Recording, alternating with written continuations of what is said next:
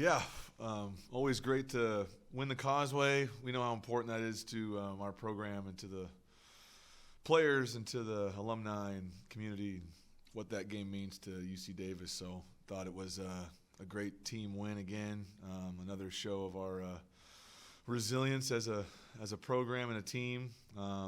Found ourselves down in the third quarter and then scoring 21 points in the fourth quarter and finding a way to finish the game is what these guys have done throughout the season. So I think Coach Thompson and the Sac State group deserve a lot of credit for how well they performed and how hard they played. And I thought they played fantastic, and especially their quarterback and what they were able to do offensively. So it was a great Causeway Classic game, and Blue Sky Bigs kept the rain away from us, and so I thought it was a great game, and we're thrilled to have a chance to keep playing and be in the playoffs and have a seed and get a bye and get a home game. So I know we're really excited and looking forward to a great couple weeks of prep here, and we know we're going to play a really good team.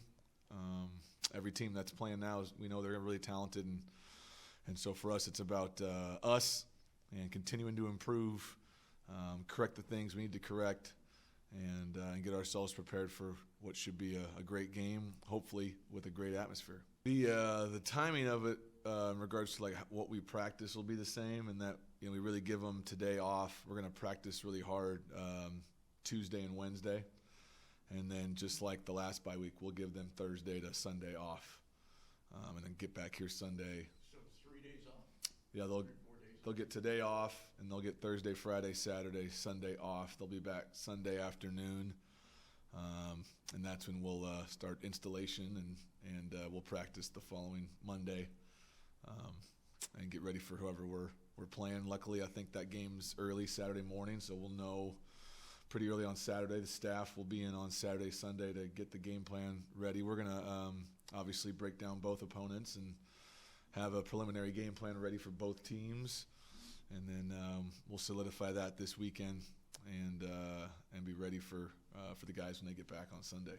And then not having an opponent, obviously you can't really practice scout team, that kind of stuff. So we'll do more good on good this week and just have a real competitive Tuesday, Wednesday, and just so the guys are ready to roll. Yeah, hopefully one of the benefits of we talked about that last week. You could earn the chance to be with your family on Thanksgiving.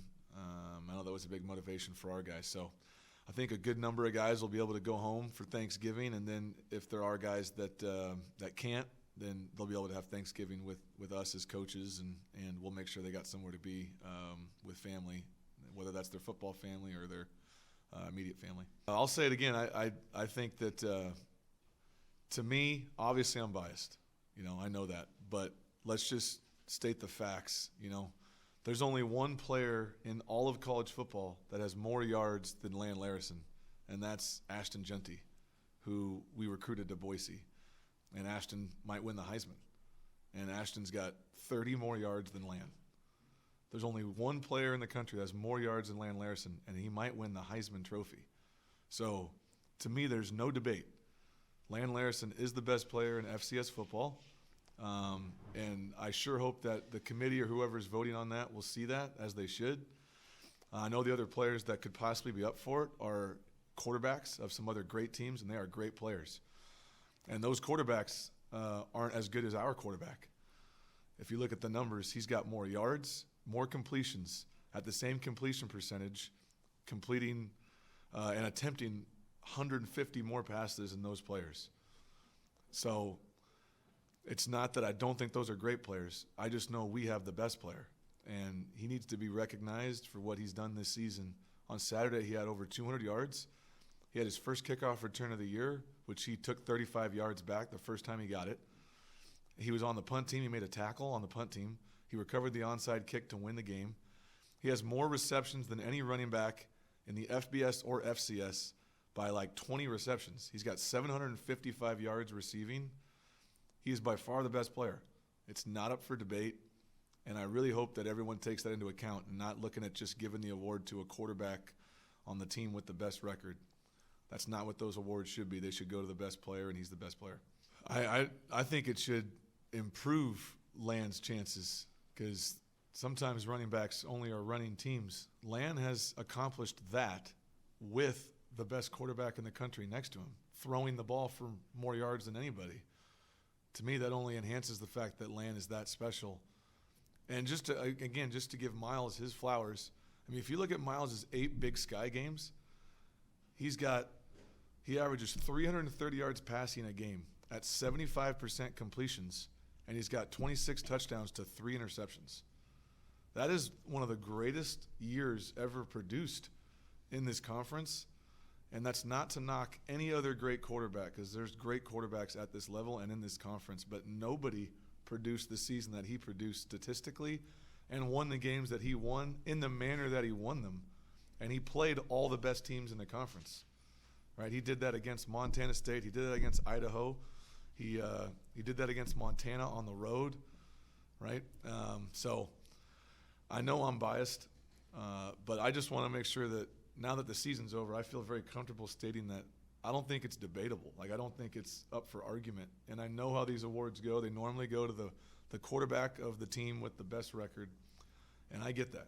Like, quarterback's not all about stats. It's about leadership and wins, and I'm a full believer in that. But if you could tell me there's a better player than Land Larison at our level, I haven't seen it. And I've obviously seen some good ones. So I just hope he gets what he deserves, which in my opinion is he deserves to be rewarded for his season, which, again, no one has done at this level or another level, right? And the only guy that's near him is a guy that everyone's talking about to win the Heisman. So to me, I think it should be a slam dunk for Land, and I hope it is. And I feel the same way about Miles with any accolades that he gets. You know, we don't have that award at our level. There's no Davey O'Brien Award. There's no Peyton Manning Quarterback Award or any of that. It's really just kind of the Walter Payton Award. So I do believe that deserves to go to Land. Yeah, we've had all 32 NFL teams here multiple times. National scouts that have all been here. I know I was bothering Jim Nagy today on Twitter. I was tweeting him, trying to get his attention on Land for the Senior Bowl, because I think the only thing Land needs now is he needs to get to the Senior Bowl, he needs to get to the Combine, he needs to get in front of some other eyeballs, and they need to watch him compete against obviously higher competition at the FBS and all that. And just like Keelan did, I really hope Land gets that opportunity. I'm sure he will because he deserves it. I thought the committee did as best as they could. I think once South Dakota beat North Dakota State, you know, how do you separate those 3 Missouri Valley teams? They all beat each other, and I think Montana State deserves the 1 seed for being undefeated in our conference. That's a remarkable season, and Coach Vigen and that team deserve that.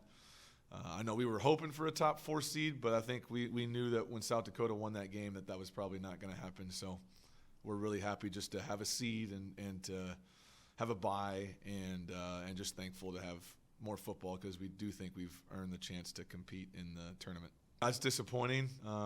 That's not what we talk about here at UC Davis. So definitely disappointed in Sam and Ian and Winston for those plays that popped up. And we talked about that, to be quite honest, during the week, that this is a high emotional game, that I've been a part of games where things get out of hand in this. It is a rivalry game, but you know, for our players, I hope they've learned from those mistakes and they understand how it hurts our team. I thought one of the biggest plays of the game was after Ian's penalty that we kick off from our own 20, and I thought Coach Jackson got the kickoff team, and we held them, I think, inside the 30, and Gavin Cook and Sam made some great plays there. So we don't want to have to do that against good teams. That's going to cost us. So I hope they've learned from that. I know that was a teachable moment. Yeah, I think Sam's got a great future. He's still really young. I think sometimes we expect maybe too much out of Sam and don't understand that it takes time to develop into the receiver that he can be.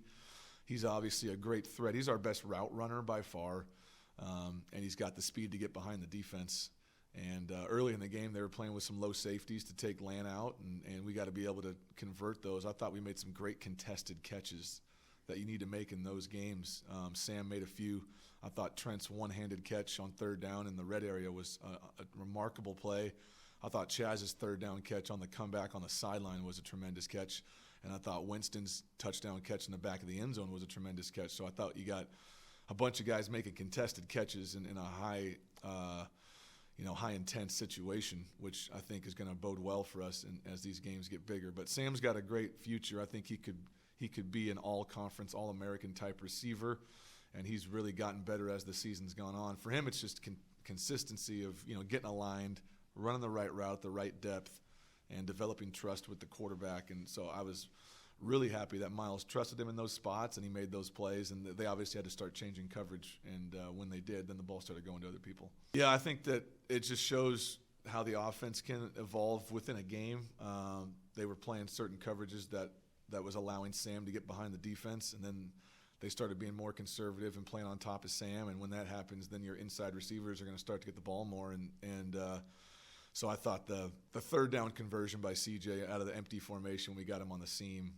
That's where he's at his best in zone coverages and getting into tight windows and making a real tough catch where he went up and snatched it and then got an explosive out of it. So, I got a lot of love for CJ. I recruited him personally a long time ago. He's been through it, man, just through the roller coaster of being a guy and getting replaced and then having to get subbed out and to see him have that moment. He was a captain that week, being the legendary Sacramento player that he is. We wanted to make him a captain for that game, and for him to have that moment was really cool, and we're going to need more of that from him. I know that our defensive players and staff are disappointed. I think there were some things from a mental error standpoint that happened in that game. I know whenever the quarterback throws for a lot of yards, you're going to point your finger at the defensive backs, but in reality, I think Blake Cotton had one of his best games all season. Was really happy to see that. And I thought that our pass rush kind of let us down there in the second half. And our guys up front in general just containing him. But watching the film back, I mean, that young man made some unbelievable throws. As a quarterback coach for the last 20 years, I would say those are things I would not recommend. But he was able to make those throws, and those receivers played tremendous and made some tough catches. And I think you got to give a lot more credit really to them and probably less blame to our guys. And that was our message today, that sometimes you get a hot hand and you just got to keep competing and try to make a play. But I thought their quarterback was tremendous. I thought their wideouts were great. We knew that going in. They had a great group of players there, and they made it tough. That's just more between him and I. I just love Andy and apologize for getting emotional after the game, but I just don't want to see. I don't have a lot of friends, and I would say that are close friends like that. But it's tough when you win a game, and if you win a game, that means your close friend has to lose a game. With the type of season they've had, where it's another close game, at that moment I didn't really want to be the head coach at Davis. I just wanted to be Andy Thompson's friend. So. I'll say it again. I think Sac State, I hope they know how lucky they are to have Andy as a head coach and as a leader. And I would fully expect them to get healthy and be a great team and a force to be reckoned with for the next several years that he's there. For us, we talked about as a staff that, special teams in general, it was no longer a situation where we needed to save guys or keep guys rested and take less reps.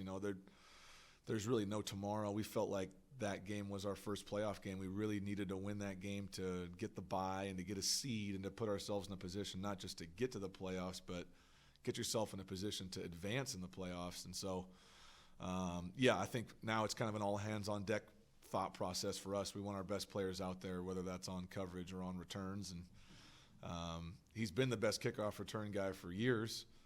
But the amount of touches he gets, we've tried to save him. But, going forward, I think there's no reason to save him. If I'm only guaranteed 3 or 4 more games coaching him, then I'm going to get in the ball as much as I can before he's out of here. There has been thought. I think he's always been trained with that. And Mateo's done such a good job for us, and we want Mateo to have a role that he can thrive in. We feel really good about Mateo, but we do train Trent in those scenarios in case something happens. Yeah, I think it starts with location, right? Our kick location has got to be better. That particular punt's right down the middle with no hang time, so that's going to give a returner a great chance to get a return. And then, that was the only punt that Land wasn't on the field So if you want to go back to how important he is, he's not out there for one punt, and they get a big return. So we got to find more guys that can be on those units when we need them, and not have it always be the same couple guys. And that's been something that we've been working on during the year. But we had, I think Blake Anselatis was there and didn't break down. We had a couple other guys that didn't pull the trigger on the tackle, and so we just got to make sure that the kick location's there. And then when we get the guys there, they got to be able to pull the trigger and use proper technique to get them on the ground. We were trying to break the speed record for getting in and getting out of there. Bob did a great job hosting and made a bunch of did his 6 degrees of separation, which I always like to hear. And I'm not going to make that statement publicly, but. Yeah, I always love the Bob Foster story. That gets a good laugh every time. But yeah, it was great to honor those players, and it was great we had some new awards. We wanted to honor Mark Manfreda and wanted to honor Fred Arp and Lou Bronson, and so we unveiled some new awards for some of our guys.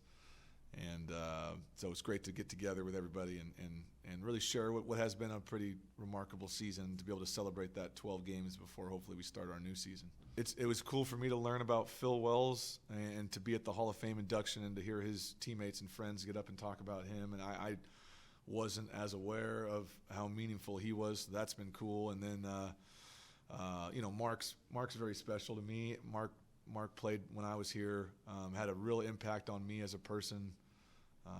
I love seeing his family. They have the Manfreda scholarship that they give every year, and losing Mark as early as we did was still difficult to talk about. I feel the same way about Chris Carter. And so being able to honor those guys, your teammates, and I do believe Mark's the greatest offensive lineman to play here, and so that was cool.